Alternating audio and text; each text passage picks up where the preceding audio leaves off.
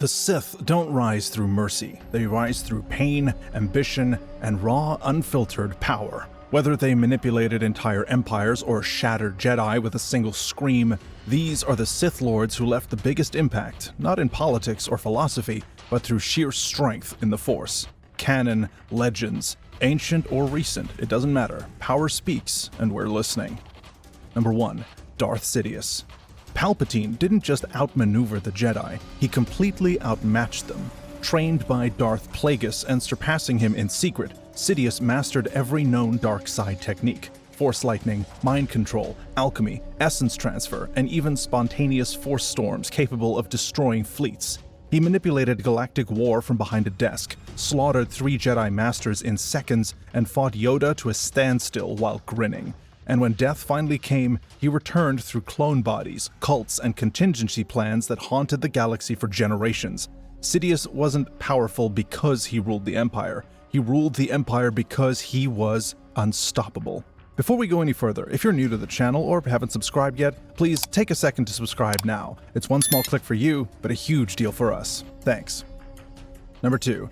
Darth Vitiate.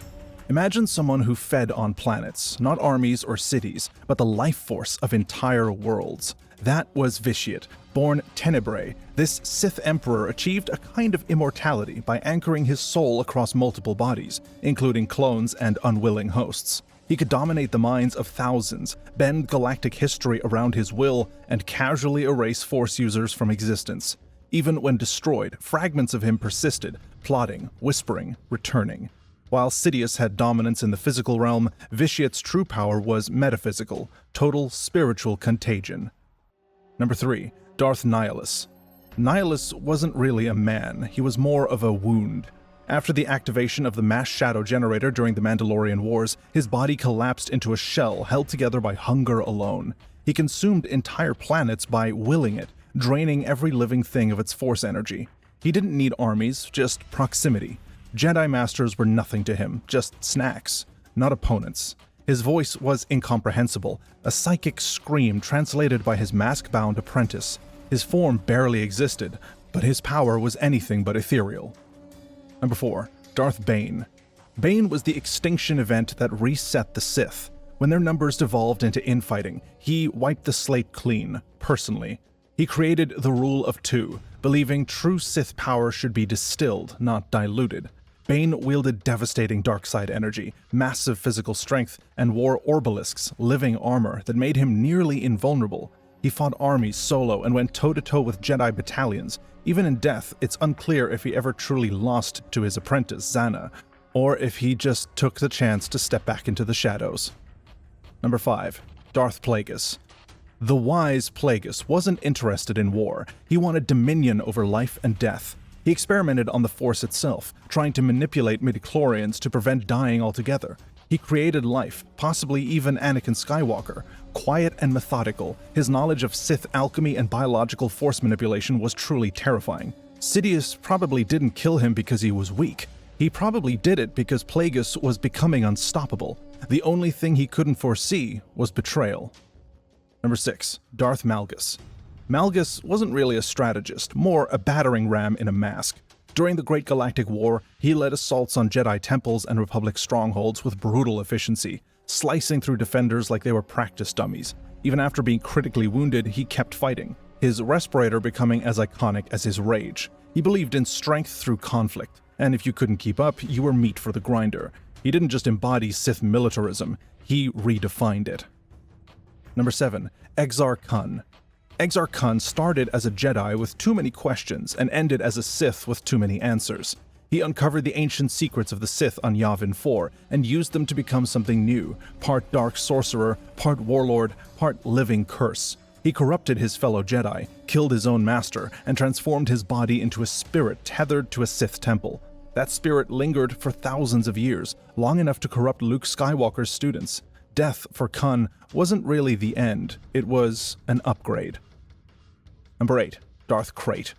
Krayt was a survivor in a galaxy that tried everything to kill him. Once a Jedi named Asharad Het, he turned Sith after the Clone Wars, enduring torture at the hands of Yuuzhan Vong and rebuilding himself with biotech implants. He created a new Sith Order and ruled the galaxy generations after Sidious fell.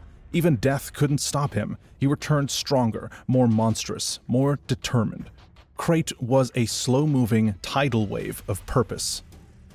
Number 9. Marka Ragnos. Long before lightsabers and Clone Wars, there was Marka Ragnos, the God King of the ancient Sith. He ruled for over a century through raw force dominance and political terror. His death triggered a war for succession so severe, his ghost had to intervene to keep the order intact. His tomb on Korriban became a nexus of dark energy, and his influence persisted for millennia. When your death causes more chaos than most people's lives, you're in a league of your own. Number 10. Darth Revan. Revan was a one-man paradox, Jedi Knight, Sith Lord, redeemed hero. His strength wasn't just mastery of the Force, but his ability to reshape it around his will. He broke Mandalorians, crushed Jedi, and defied death not once, but twice. Even fragmented, Revan's soul posed a galactic threat. His mask became a symbol, his name became a legend. Some Sith burn hot and fast, Revan burned across centuries. Number 11. Darth Treya. Treya didn't want power, she wanted revenge on the Force itself. Once a mentor to the Jedi exile, she saw the Force as a manipulative god and sought to destroy it. Her powers were subtle, cutting Jedi off from the Force, levitating sabers mid-duel, and manipulating galactic events with quiet cruelty. She wasn't explosive, she was just insidious, deliberate, and devastatingly intelligent. Some Sith ruled with fear, Treya ruled with doubt. Number 12. Darth Zannah. Zannah was the apprentice who proved Bane's rule of two worked. Where Bane was brawn, she was brain, and dark side sorcery was her weapon of choice. She conjured illusions so vivid they broke people's minds, twisted reality into torment, and carved her path through conflict without ever needing brute strength. Her final duel with Bane was a battle of wills and legacy, and while the outcome is debated, she emerged standing. That alone makes her terrifying. Number 13. Darth Maul. Maul wasn't a Sith Lord, he was a statement.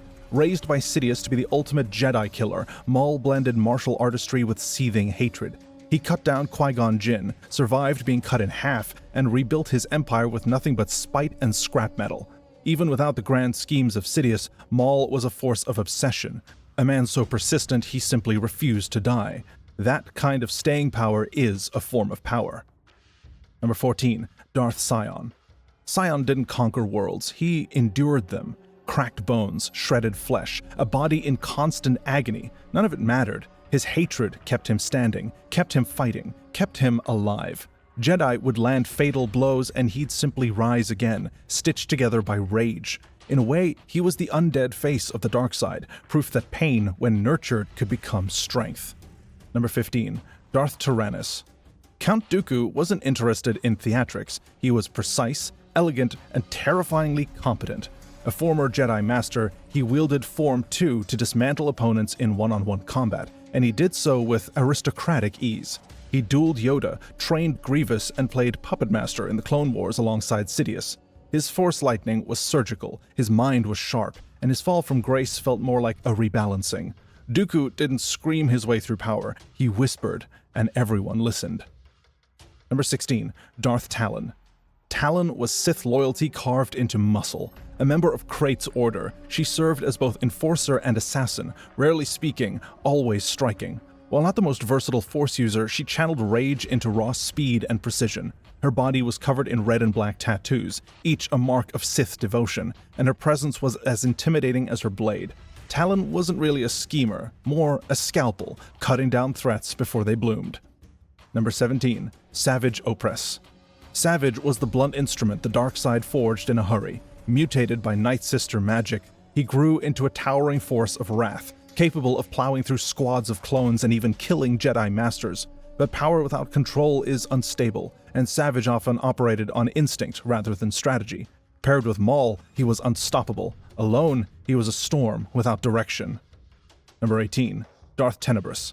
Tenebrous wasn't content to simply master the Force. Instead, he sought to optimize it. Obsessed with probability and scientific control, he embedded sensors into his body to monitor Force fluctuations, and even attempted to foresee his own death down to the moment. He trained Plagueis in the manipulation of life, laying the groundwork for Sith experiments that bordered on godhood.